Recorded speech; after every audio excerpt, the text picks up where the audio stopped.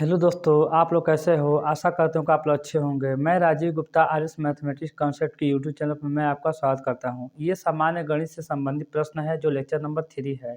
इसमें क्या कहा जा रहा है? इसमें ये बातें बोला जा रहा है क्वेश्चन में कि 2 का पावर 96 को 7 से भाग देने पर शेषफल क्या होगा। मैं आपकी जानकारी के लिए बता दूं कि इससे पहले दूसरे लेक्चर में ये बातें कहा गया है कि ये भाज्य की वास्तविक संख्या होती है, ये भाज्य की हमारी जो होती है घात संख्या होती है, ये हमारा भाजक हो जाता है। तो इस प्रकार के प्रश्न को भाज्य को इस प्रकार से व्यवस्थित किया जाता है कि जो हमारा भाजक है इससे एक कम या इससे अधिक आए। तो 7 से एक कम क्या होगा? 6 आएगा और 7 से एक अधिक क्या होगा? 8 आएगा। तो क्या 2 को हम 8 बना सकते हैं? बना सकते हैं। 2 का पावर 3 करने के बाद से इसको हल कैसे करेंगे? इसको हल करने का तरीका क्या है? 2 का पावर हमारा 96 बटे कितना है? 7 है। अब यहाँ का 2 का हमको इस प्रकार से व्यवस्थित करना है, या तो 7 से एक कम 6 आए या 7 से एक अधिक 8 आए। तो 6 तो 2 का पावर में आता नहीं है, तो 8 आ सकता है। तो आप क्या लिख सकते हो? 2 का पावर 3 लिख सकते हैं, बिल्कुल लिख सकते हैं। अब क्या होगा?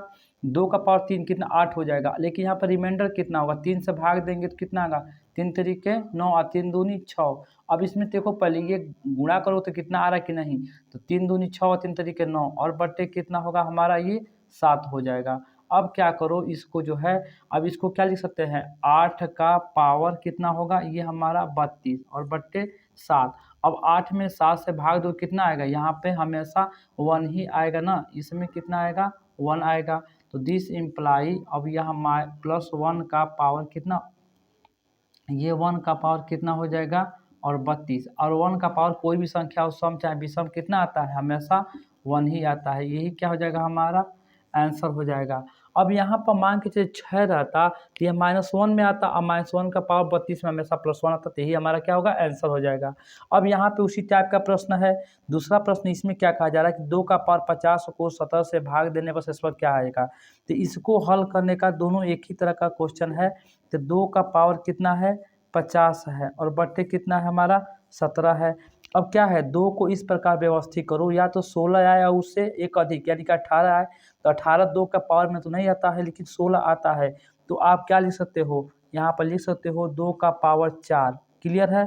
अब क्या होगा? 12 चौको 48 हो जाएगा। ये 12 चौको 48 हो जाएगा इंटू 2 का पावर 2। देखो तो ये सेटिस्फाई कर रहा है कि नहीं? तो इसमें जो है 2 का जो होता है 12 में गुणा करोगे तो 12 चौको 48 और आधार बराबर होता आधार बराबर होता जुड़ जाएगा। तो 48 2 50, 2 का पावर कितना हो जाएगा? इतना हो जाएगा। अब क्या है? यहाँ पे हमारा 17 है। ये बातें कैसे लिखी गई है मैं आपकी जानकारी के लिए यहाँ पे मैं बता दे रहा हूँ कि यदि यक्ष कोई संख्या है और इसका पावर p है और इसका पावर इंटू q है, तो क्या हो जाएगा? यक्ष का पावर p इंटू q हो जाता है। और ये भी बात है, ये भी एक बात होता है, यक्स का पावर a इंटू यक्स का पावर b इंटू यक्स का पावर c है। जब ये आधार बराबर होता है तो घातांक हमारा क्या होता है? जुड़ जाता है। तो यक्स का power a plus b plus c, यही बातें यहाँ पे लिखी गई है। अब इसको क्या कर सकते हैं? अब इसको जो है हम 2 का पावर है तो 16 लिख सकते हैं, और इसका पावर कितना हमारा? 12 इंटू 2 का पावर कितना होगा? 4 ही हो जाएगा, इसमें कोई दिक्कत तो है नहीं। और ये 17। अब इसमें भाग दोगे तो हमेशा ये जो होता है -13 आएगा, फिर घटाओगे तो 17 ही आएगा। इसमें भाग देने से कोई मतलब नहीं है, इसी में भाग दो, अपना मल्टीप्लाई कर दो, आ जाएगा रिजल्ट। तो इसमें भाग दोगे तो कितना आएगा हमारा? यह -1 आ जाएगा। कितना आएगा? -1।